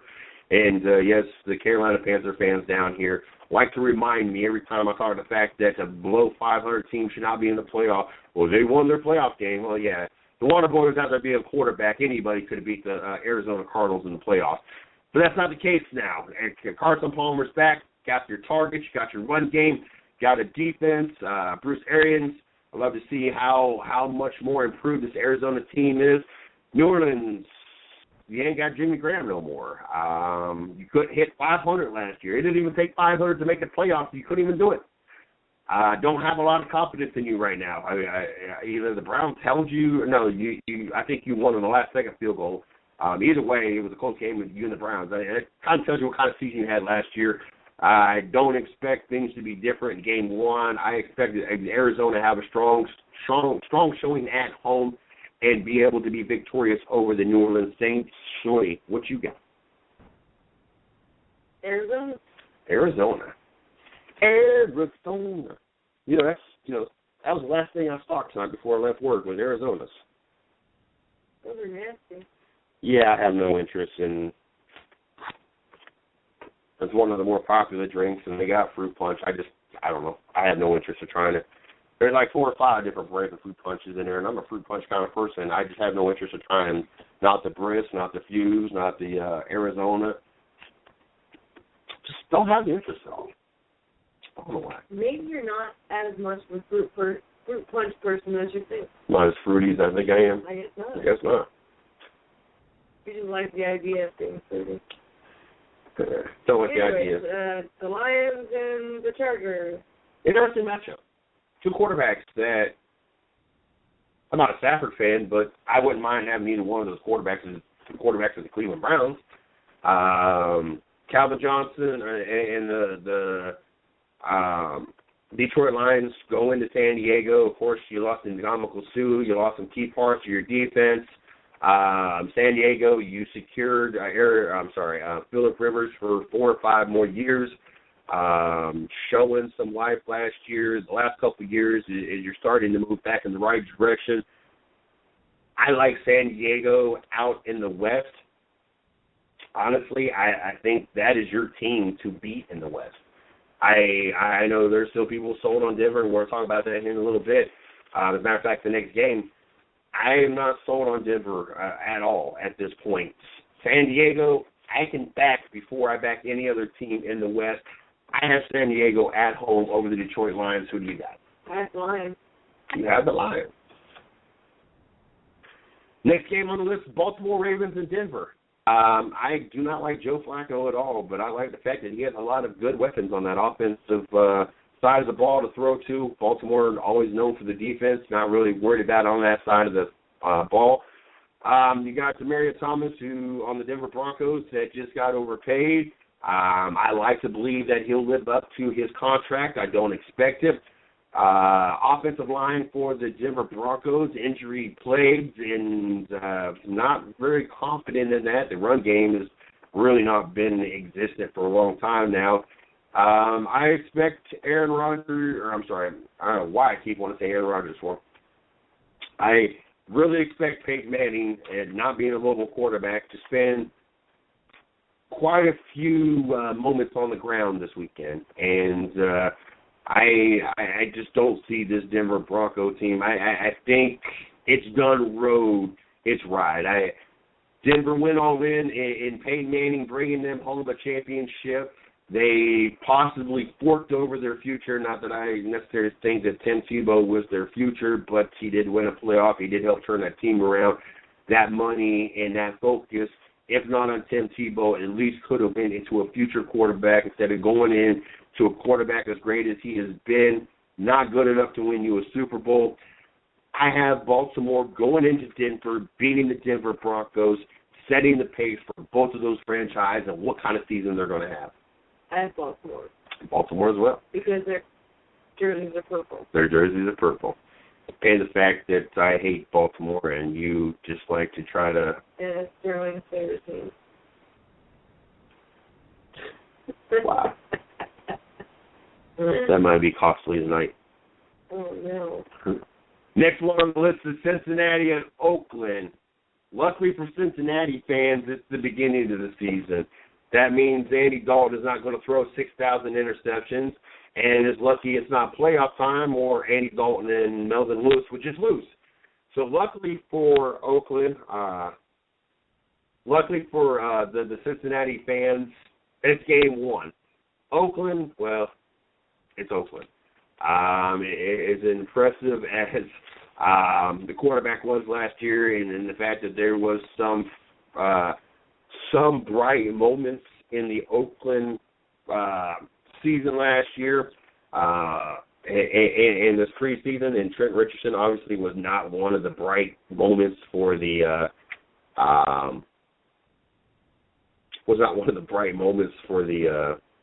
Oakland Raiders.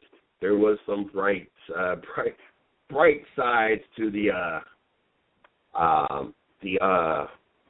Oakland Raiders, and especially last year, Carr showed us that he was a legitimate pick for the Oakland Raiders, and adding Michael Crabtree, Antonio Holmes. That's just great for that team. With Cooper, also Amari Cooper, adding that deadly force from Alabama. They just did a lot of great things. Tight end Rivera, like what this offense is doing. I like what Oakland is trying to accomplish and be relevant in the West. Unfortunately for them, at the beginning of the season, Cincinnati plays like they're a legitimate, actual NFL team.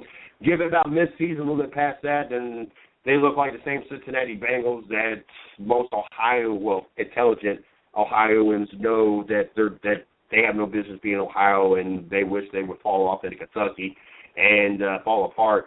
So this being week one, I have Cincinnati going into Oakland and winning. What do you got? I have the Bengals. You have the Bengals. The Bengals. It was really hard to pick them, but I did it. Got Tennessee and Tampa Bay. I got Tennessee. You got Tennessee. We're gonna be different on this pick. Did I pick Tampa Bay?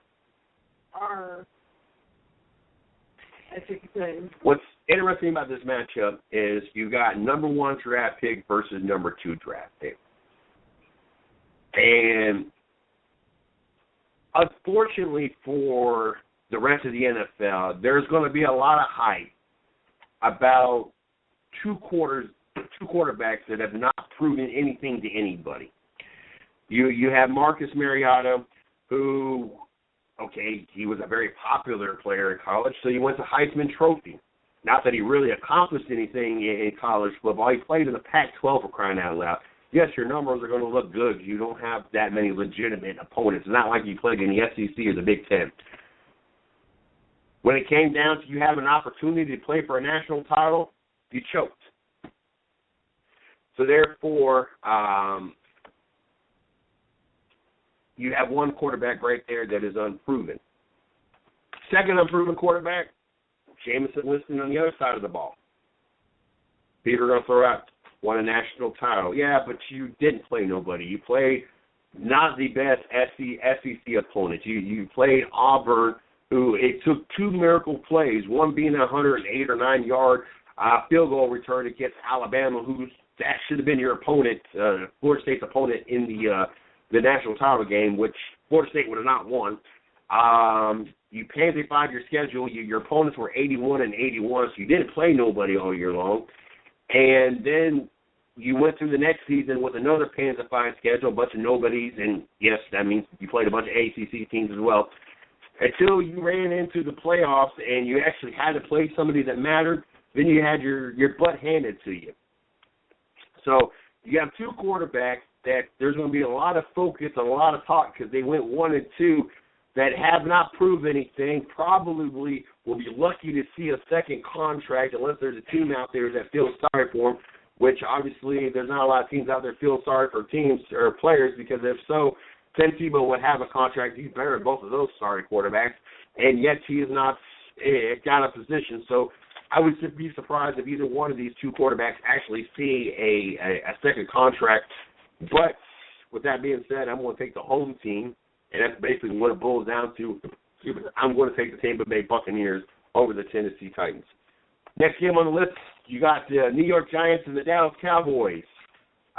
Interesting Week 1 battle. Obviously, a lot of tension between those two teams. You got Eli, who was never Elite Manning. You guys can get those dirty words out of your mouth. Calling somebody that kind of name that does not have the solidification. I mean, he's like 50%. He hits 1 out of every 2 passes. He has just as many, if not more, turnovers, interceptions and fumbles as he has touchdowns. And barely got like an 80 quarterback rating. I mean, what part of that, just because you happen to be part of 2 Super Bowl winning teams that took a miracle catch in your defense to win it for you? There's a lot of players out there that have 2 Super Bowl rings that will never be classified as elite. Get past the people, shut your dirty pie holes, and quit calling this man a name that he does not deserve to be called. With that being said, I'm not trying to ride the Dallas Cowboy bandwagon or locomotive or bus or train or anything else, but out of the NFC East, that is your front runner without a shadow of a doubt. You've done secured contracts. You've done supplement your running game, got you a couple quarterbacks. Your defense is what it is. There is no doubt, one, that the Dallas Cowboys, first of all, are going to win the NFC West, or I'm sorry, the NFC East. Do I think they're going to be your representative of the NFC? No, I don't think they're the best team in the NFC. But they are by far the best team in the NFC East. And Sunday night, 8:30, they will also show that they are definitely better than the New York Giants at home, Dallas Stadium. I have the Cowboys. I have the Giants. You have the Giants. What, because you used to live in New York, you got to pick the Giants? I live in Jersey. That's where they play? I know.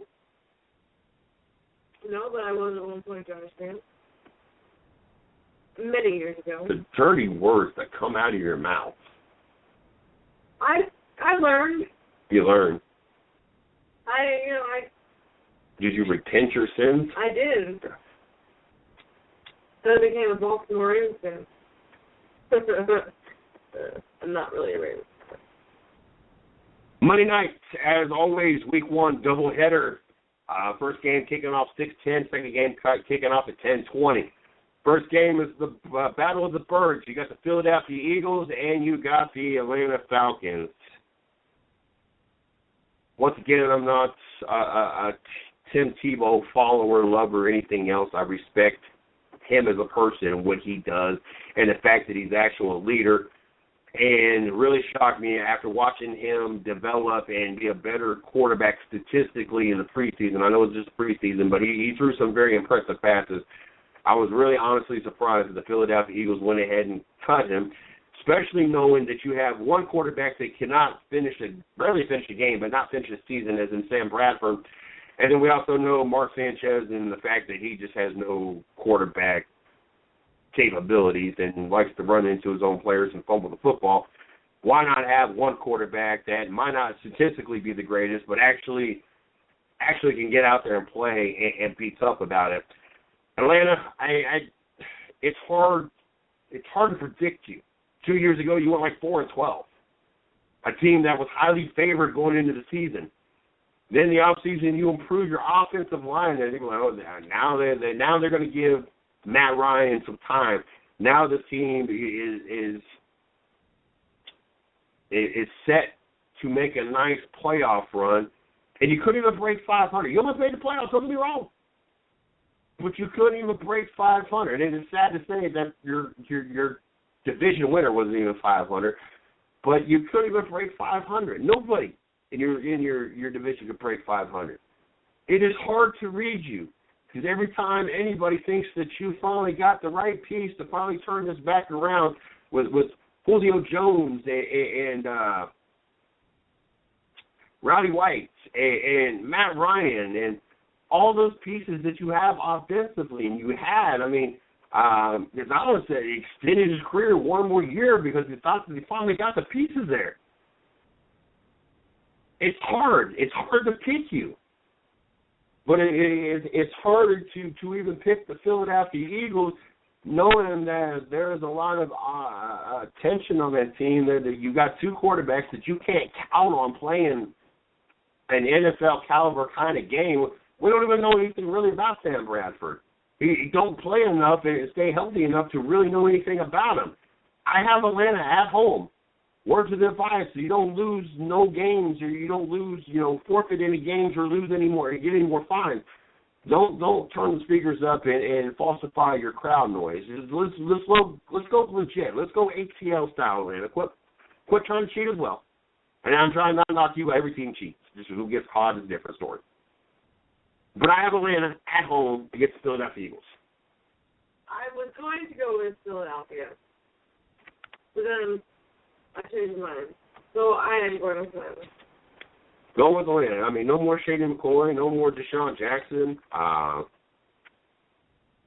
lot of key pieces in this. I mean, I just don't see. I mean, you got Matthews and Miles Austin, which Miles Austin is way past his prime.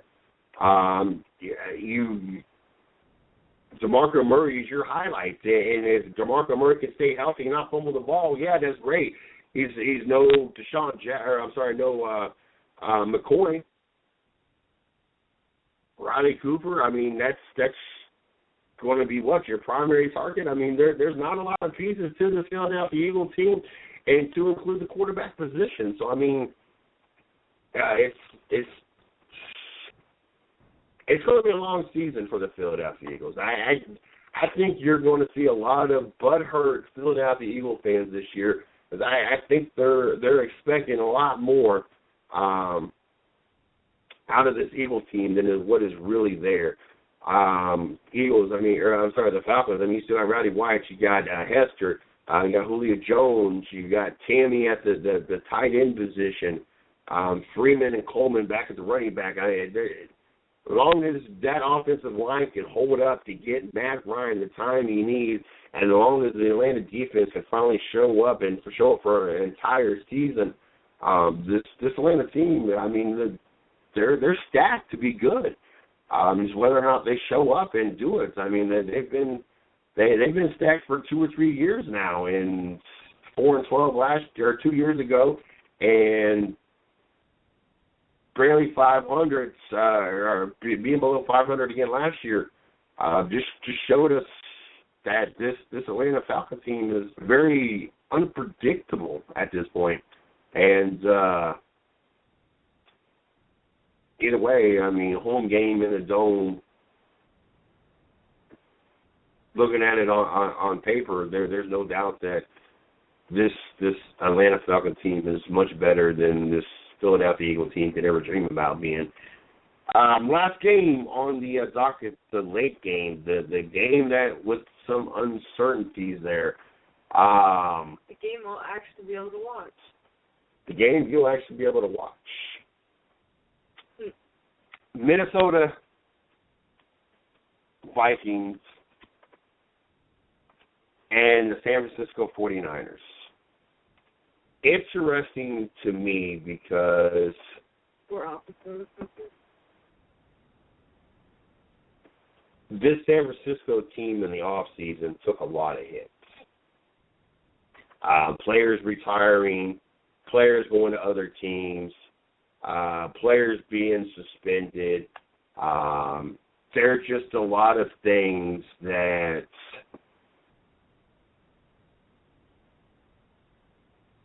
this 49er team has taken. It's going to really impact. But with that being said, outside of the return of Adrian Peterson, which I'm dying to see if you have the same negative reaction or if NFL fans are really that big of hypocrites that I've said. If there's no protest, there's nothing said about Adrian Peterson, then there is a lot of two-faced hypocrite fans out there that need to be smashed in the face with a baseball bat to protest about someone that did what they did to dogs. Like I said, I'm not proving what he did, but you're just showing me you value an animal's life over women and children of this world, and that just to me is sick. So if there's no kind of protest, there's no kind of to-do about it, that shows me a lot about the people of this world. The people of the world, the NFL, a lot of things. But with that being said, that is your only highlight, other than the fact that Mike Wallace came to the Minnesota Vikings. But without a legitimate quarterback, it doesn't matter. And Teddy Bridgewater nor Sean Hill is going to take you to the promised land or take you to a 500 record this year. I have absolutely no confidence in their quarterback position. I have absolutely no confidence outside of Mike Wallace in the wide receiving position. And the only thing that's going to possibly save their season for anything is the fact that Adrian Peterson had pretty much a year off of resting and getting himself ready for his return. But with that being said, the 49ers, Blaine Gabbert and Kaepernick is your quarterback situation. And Kaepernick, you can flex your muscle, kiss it all you want, and unless you start becoming a more consistent and more accurate quarterback, it doesn't matter. Eventually, running the ball all the time is going to catch up with you. Eventually, you're going to be laid out, and you're going to be another Michael Vick, or you're going to be another Sam Bradford constantly hurt. That's the only thing that's going to happen. What you need to do in your off season is learn how to throw the throw the ball accurately to your receivers. Yes, you got Vernon Davis. Yes, you got Anquan Boyd. Yes, you got Smith. Defensively, took a lot of hits with all the key players missing.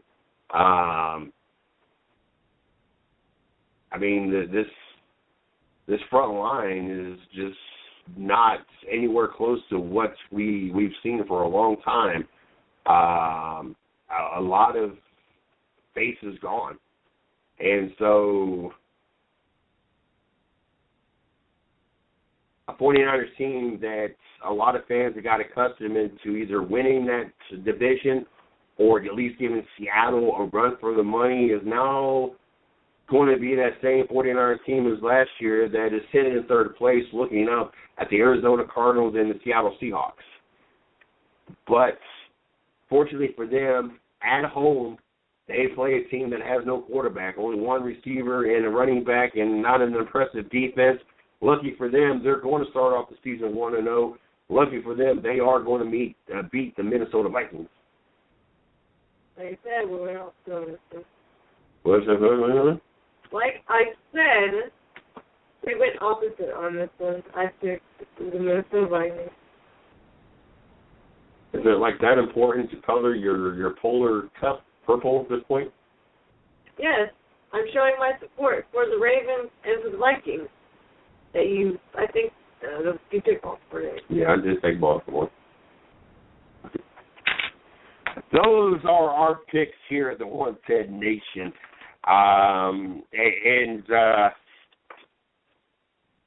Tomorrow night, 8:30, the season gets underway. Definitely looking forward to that. Don't forget, tomorrow night, we got Racing with Big Sweat. Show kicks off at 9 o'clock. Like I said, no guests tomorrow night. It is going to be strictly us talking, call-ins, and DM messages, however you want to get the message in, as we're going to... I get to call in if I want to? We had you can call in if you want to.